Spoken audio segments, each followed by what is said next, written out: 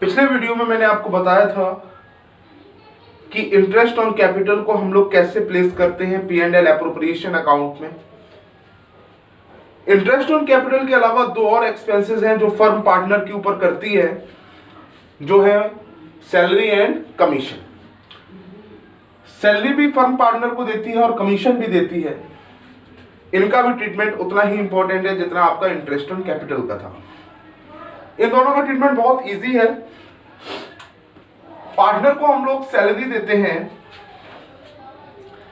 चलिए एक बात बताइए कि सैलरी जो है हम लोग किसी को किस बेसिस पर दे सकते हैं। या तो हम लोग उसको मंथली दे रहे होंगे, या क्वार्टरली दे रहे होंगे, या हाफ ईयरली दे रहे होंगे, या एनुअली दे रहे होंगे। मंथली अगर ये कहा जाए कि एक ए पार्टनर है एंड इसको 5000 पर मंथ सैलरी मिलती है। बेटा जहां तक मुझे पता है, मैंने आपको ये बताया है कि P&L एप्रोप्रिएशन अकाउंट हम लोग एनुअली बनाते हैं। तो बेटा जाहिर सी बात है कि उसमें होने वाली जितनी भी फिगर्स हैं, जितने भी इनपुट्स हम उसमें प्लेस करते हैं, जितने भी, चाहे वो सैलरी हो, चाहे कमीशन हो, चाहे इंटरेस्ट ऑन कैपिटल हो, ये सभी एनुअल होते हैं। तो सैलरी भी हमें एनुअल चाहिए होती है। अगर मंथली दे रखी है तो एनुअल में कन्वर्ट करने का बिल्कुल सीधा फंडा है कि 12 महीने होते हैं, तो 12 महीने के हिसाब से 5000 per month into 12 60,000 per year, और वही मुझे चाहिए होती है उसकी एनुअल सैलरी। क्वार्टरली 4 क्वार्टर्स होते हैं इंटू 4। अगर ये दे रखा है कि एक पार्टनर है और उसको 5000 पर क्वार्टर सैलरी मिलती है, अगर उसको 5000 पर क्वार्टर सैलरी मिलती है तो हमें एनुअल चाहिए। ये मान के चलिएगा आपको हर हाल में एनुअल सैलरी कैलकुलेट करनी है। तो एनुअल हो गई, 4 का मल्टीप्लाई कर दो, 4 क्वार्टर्स होते हैं इसलिए 20,000 पर ईयर, इसका सैलरी निकल के आ गया। वही बात आती है अगर हाफ ईयरली की, तो हमें पता है पूरी साल के अंदर 2 हाफ ईयर्स होती हैं इंटू 2, अगर हाफ ईयरली दे रखी है तो। ए पार्टनर है, अगर उसको मान लो 5000 ईच हाफ ईयर में मिलते हैं, तो 5000 into 2 it means 10,000 per year. अगर उसको एनुअली दे रखी है तो फिर क्या करना है, उसको एज इट इज प्लेस कर देना है, क्योंकि वो एनुअली मुझे चाहिए और एनुअली ही उसमें दे रखी है कि 20,000 उसको एक साल में मिलेगा, तो मुझे एनुअली तो चाहिए उसका। 20,000 मैंने उठा करके P&L एप्रोप्रिएशन अकाउंट के डेबिट में प्लेस कर दिया। ये तो था केवल सैलरी का। सैलरी के बारे में केवल इतना ही है और इससे ज्यादा कुछ भी नहीं है सैलरी में। नेक्स्ट टॉपिक है हमारा पार्टनर का कमीशन। पार्टनर का कमीशन, कमीशन क्या चीज होती है? कमीशन एक पर्टिकुलर परसेंटेज होता है जो किसी काम के होने पर, किसी जिस व्यक्ति के द्वारा वो काम किया गया है उसको हम लोग देते हैं। तो पार्टनर कमीशन, कभी कभी क्या होता है पार्टनर को सैलरी के अलावा कमीशन भी मिल जाता है। सपोज कोई पार्टनर एक फर्म में ज्यादा एक्टिव है, अगर वो ज्यादा एक्टिव है तो जाहिर सी बात है वो और पार्टनर से ज्यादा काम करेगा, और पार्टनर से ज्यादा काम करने का मतलब है उसको उन पार्टनर से ज्यादा सैलरी मिलनी चाहिए, या अदर तरह की इनकम उसको उन पार्टनर से ज्यादा मिलनी चाहिए। तो इसके लिए फर्म जो है कमीशन तैयार कर देती है कि आपको जो भी आपका फर्म का नेट प्रॉफिट होगा उसका आपको 2% मिलेगा, 5% मिलेगा। तो बेटा अगर 1 लाख है तो 5% 5,000 हो गया, 2 लाख है तो 10,000 हो गया। तो ये जो उन्हें जो अलग से जो अमाउंट मिलता है जिसको कमीशन बोलते हैं, उसके लिए पहले से ज्यादा वर्कआउट करते हैं, पहले से ज्यादा मेहनत करते हैं और फर्म की ग्रोथ में ये हेल्पफुल होता है। तो कमीशन का अमाउंट कैलकुलेट करने के 2 तरीके हैं। एक्चुअल में कमीशन कभी कभी कहा जाता है कि आपको बिफोर चार्जिंग मिलेगा या आफ्टर चार्जिंग। कमीशन 2 टाइप का है, बिफोर चार्जिंग या आफ्टर चार्जिंग। पहली चीज, मैंने किसी से कहा कि ये मार्कर है जो मेरा, इसको अगर आप बिकवा दोगे तो मैं आपको 5% कमीशन दूंगा। सपोज उसने ये मार्कर मेरा 100 रुपीज का बिकवा दिया, अमाउंट हो गया 100। मैंने कहा 5% कमीशन दूंगा तो 5/100, इसका मतलब 5 रुपए उसके हो गए। और मेरा मार्कर कितने का पड़ा मुझे कि मैंने 100 रुपए का बेचा था, जिसमें से मुझे 5 रुपए कमीशन देने पड़ गया, मीन जिसको सेलिंग एक्सपेंस भी कहते हैं। और 95 रुपीज का वो मार्कर मेरा बिका, क्योंकि 5 रुपए मैंने उसी में से उसको कमीशन दे दिया। और ये नॉर्मल कमीशन है, ये नॉर्मल परसेंटेज है जो हम लोग हमेशा से कैलकुलेट करते आए। लेकिन जो इसमें डिफरेंट है वो है आफ्टर चार्जिंग।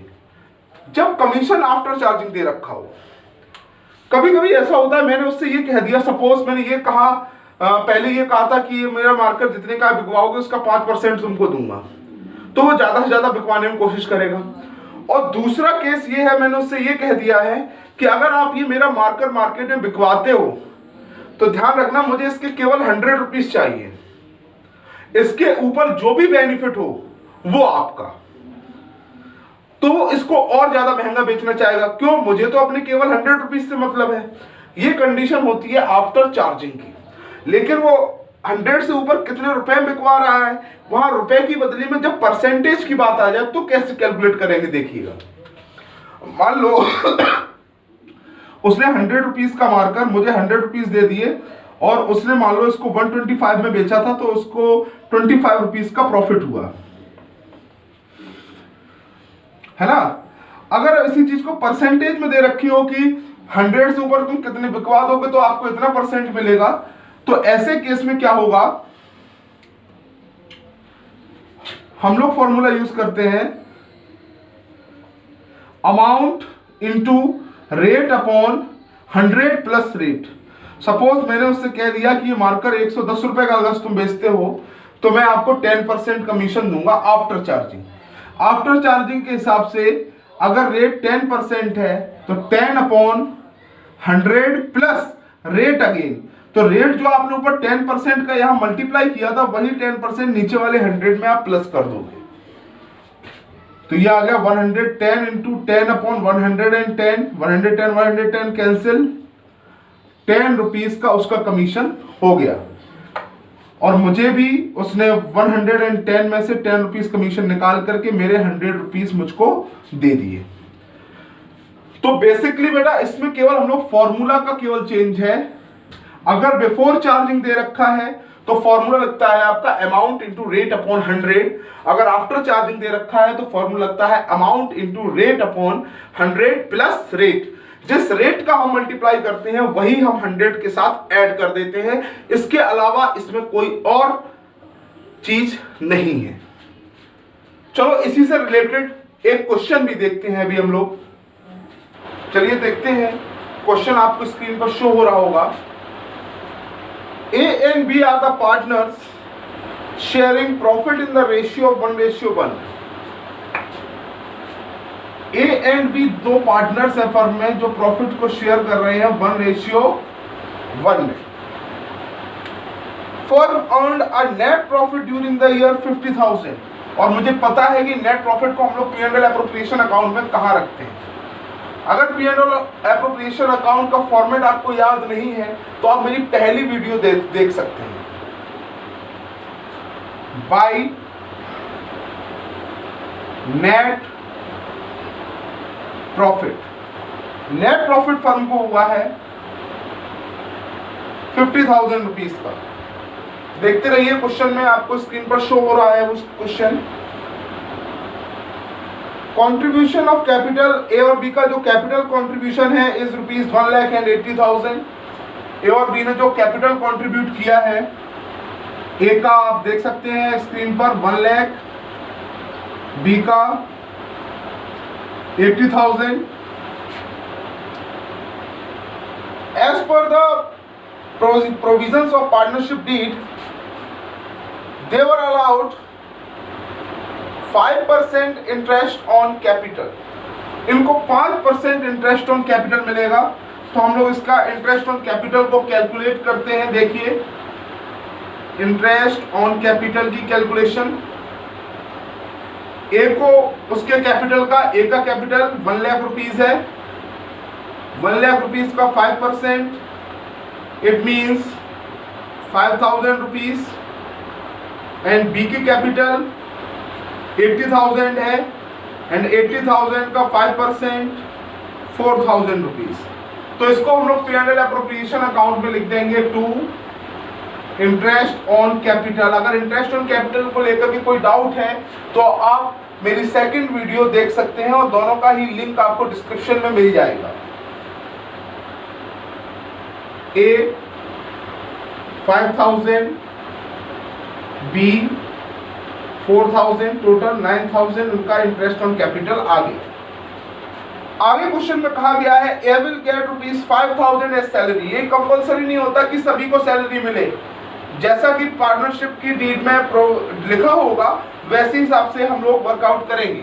तो पार्टनरशिप डीड में लिखा है कि A will gate ₹5,000 as salary. आप क्वेश्चन में देख सकते हैं टू सैलरी। सैलरी हम किसको दे रहे हैं? ए को। कितनी? 5,000। ये नहीं कहा गया है कि 5,000 मंथली है, हाफ ईयरली है या क्वार्टरली है। तो मैं यही मान के चलूंगा कि ये एनुअल सैलरी है और एनुअल के केस में हम लोग सैलरी को एज इट इज लिख देते हैं। उसके बाद बेटा ये कहा गया है क्वेश्चन में 2% कमीशन ऑन नेट प्रॉफिट। ए को 5,000 सैलरी तो मिल ही रही है, लेकिन साथ में 2% कमीशन भी मिल रहा है नेट प्रॉफिट पर। तो नेट प्रॉफिट कितना है फर्म का? 50,000। तो ए के कमीशन की कैलकुलेशन करते हैं। एज कमीशन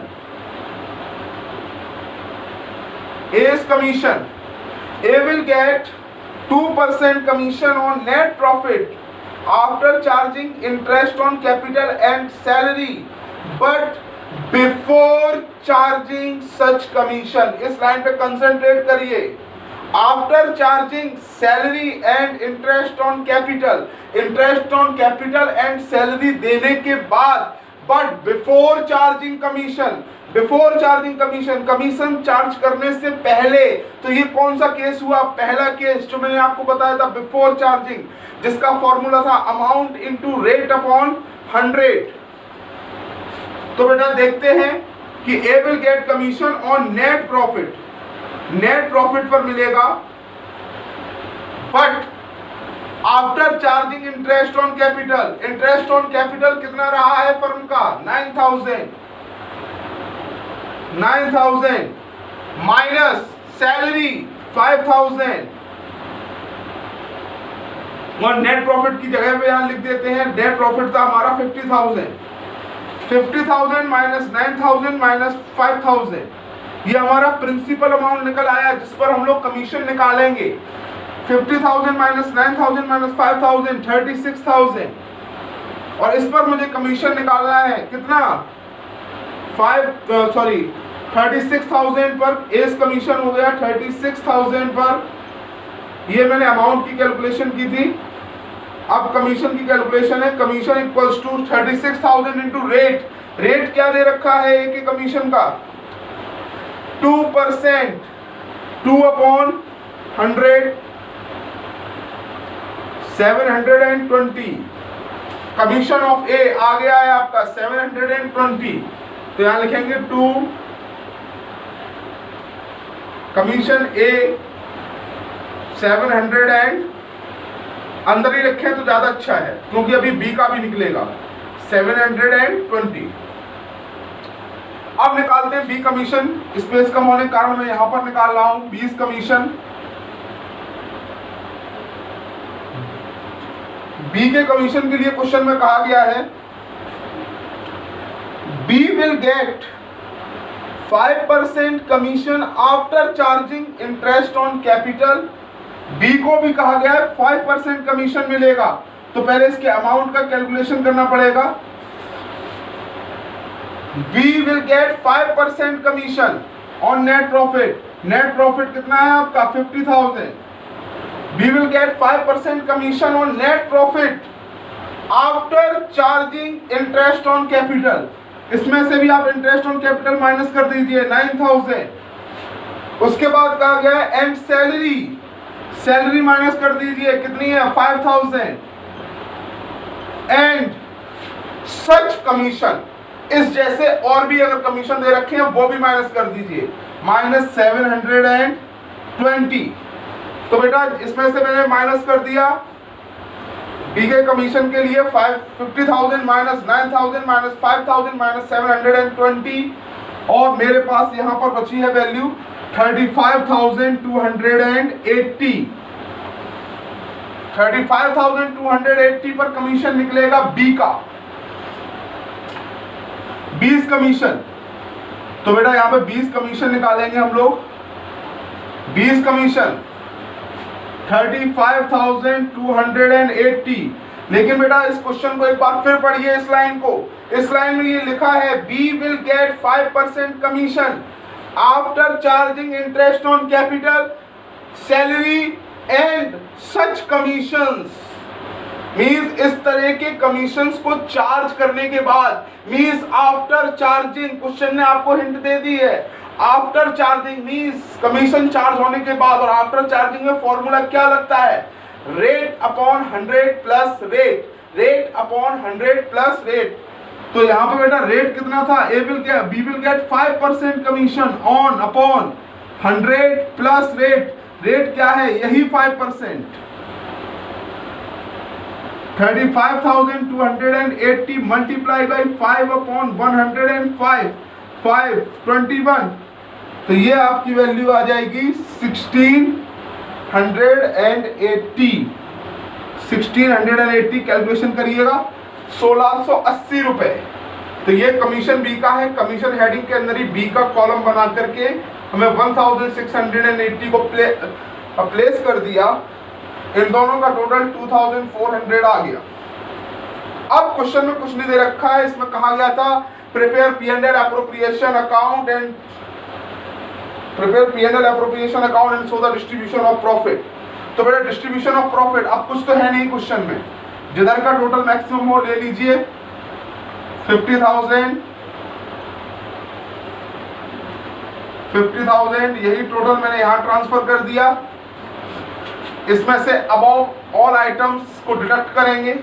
तो 50,000 माइनस 9,000 माइनस 5,000 माइनस 2,400, ये आपका आ गया 33,600। 33,600।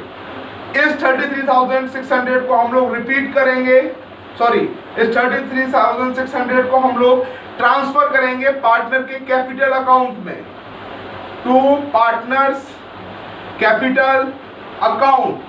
दो पार्टनर हैं ए एंड बी, और इनका प्रॉफिट शेयरिंग रेशियो में डिस्ट्रीब्यूट करते हैं। मैंने बताया था, और कैसे डिस्ट्रीब्यूट करते हैं इसके लिए आप लोग मेरा सबसे पहला वीडियो देखिए, लिंक गिवन है डिस्क्रिप्शन में।